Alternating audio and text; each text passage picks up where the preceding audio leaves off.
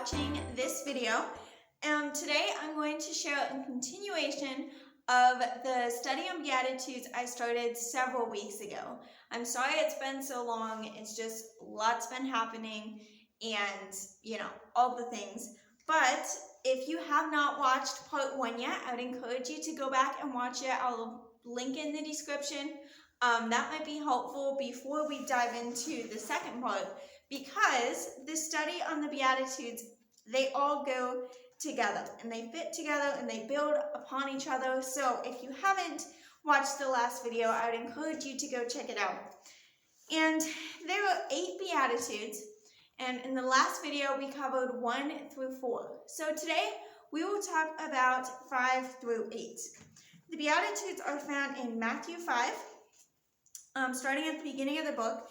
It is the beginning of the Sermon on the Mount, which is a well-known message that Jesus gave to his followers. It's an amazing passage, and the beginning of it is what we call the Beatitudes. As I said, there are 8 of them, and 1 through 4 help build a foundation. So I hope you watched the video. If not, maybe skim through that passage.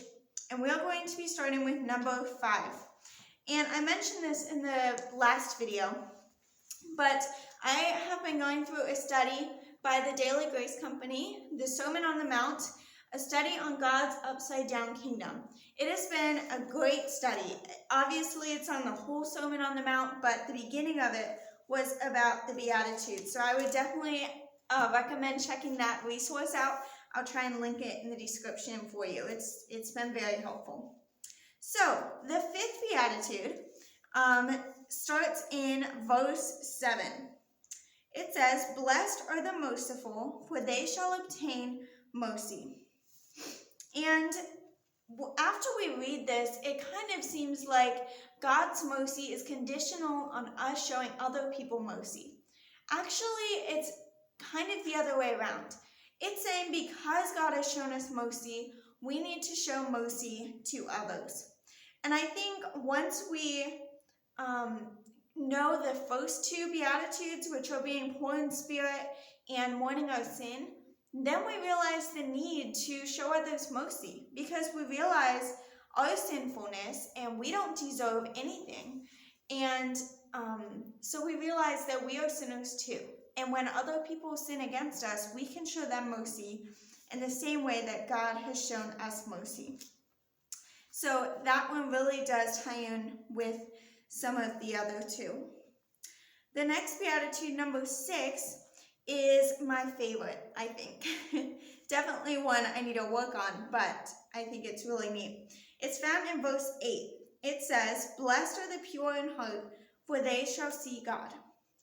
Pure in heart has the idea of having a single focus, something that we are going to prioritize above everything else, and it's our single focus. And for us, that needs to be God, in doing his work and living the way that we are supposed to be living for him. And our single focus is to bring him glory. So when my heart sees God as the priority in my life, then it says, "They shall see God." And this really didn't make sense to me at first, but after looking through the Daily Grace study, it's the idea of, because we are focused on God, we will be able to see his work in other people's lives, in my life, and just things around us much more clearly, because we aren't focused on ourselves. We're not focused on everything we need to do or all of the other things we're involved in, but we are focused on him and we can see him more clearly. Sinclair Ferguson says, "When we hold this world so near, we no longer see Christ and his glory so clearly." So when we're wrapped up in so many different things and all the things we're involved in, and we have so many things that we're prioritizing and doing, then we kind of lose focus and we can't see God at work around us. And again, I think that's something that I need to work on. I think it's something a lot of us struggle with, because there is so much in our lives and so much busyness but we need to strive to be pure in heart, to focus on him and to make him the priority in his glory. Number 7 is about being a peacemaker. We find it in verse 9. It says, "Blessed are the peacemakers, for they shall be called the children of God." Now, peacemakers does somewhat have the idea of making peace with others.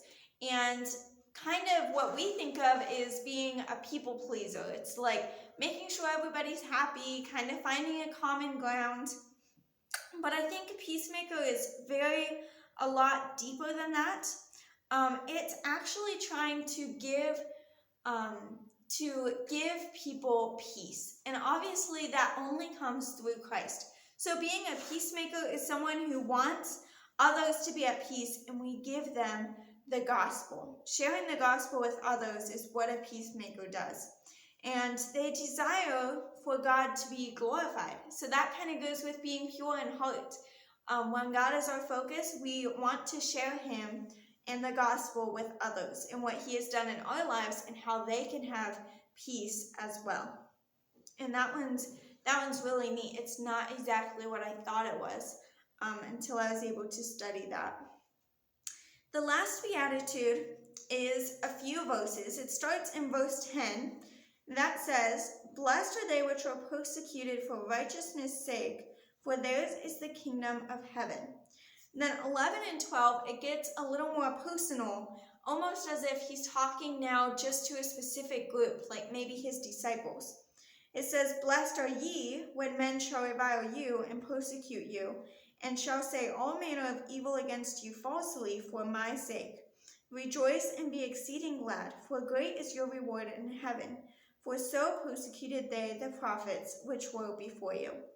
So the point is here that they are being persecuted for righteousness' sake, and Jesus is righteousness. So if we are persecuted for Christ's sake and for living differently, living set apart and sharing the gospel, then we are supposed to rejoice in that persecution, which is totally different from what our natural instinct is, to hide from suffering and to get away from persecution. But God wants us to rejoice in it if it is for the cause of the gospel. I think this kind of goes with all of the other ones. If we follow 1 through 7 of the Beatitudes, if we implement those into our lives, and as we become more like Christ, then others will notice we will be different, and that is going to be offensive to some people. Some people will want to stop us from sharing the gospel, and that is when we might see persecution. And I don't think any of us here in America can fully understand persecution, because we are so blessed here in America. And so it might apply to small situations like being ridiculed and shamed, and those type of things would be the persecution we experience, which obviously isn't as dramatic as they would have experienced in first century church being persecuted. But that is the idea. When we suffer for Christ, we are supposed to rejoice. And it says, "For great is your reward in heaven." So we have something to look forward to. We will gain the kingdom of heaven. So we can just keep that perspective that this suffering here is just for a short time, and then it won't compare to our time in heaven, which is eternity. So all of these Beatitudes really are about being more Christ-like, being more Christ-centered, putting God at the focus of our life and prioritizing him and making him first. And it is totally against the culture. It is countercultural, but this is how God calls his people to live.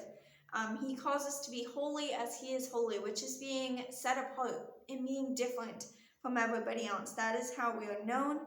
That is how we can share the gospel. People will see us by our actions. So I hope this study encouraged you. Maybe you can study this passage more on your own. Definitely go check out the Daily Grace resource and check out my first part 1 video on this series if you haven't yet. And I hope this was a blessing to you, and we will see you in a few weeks.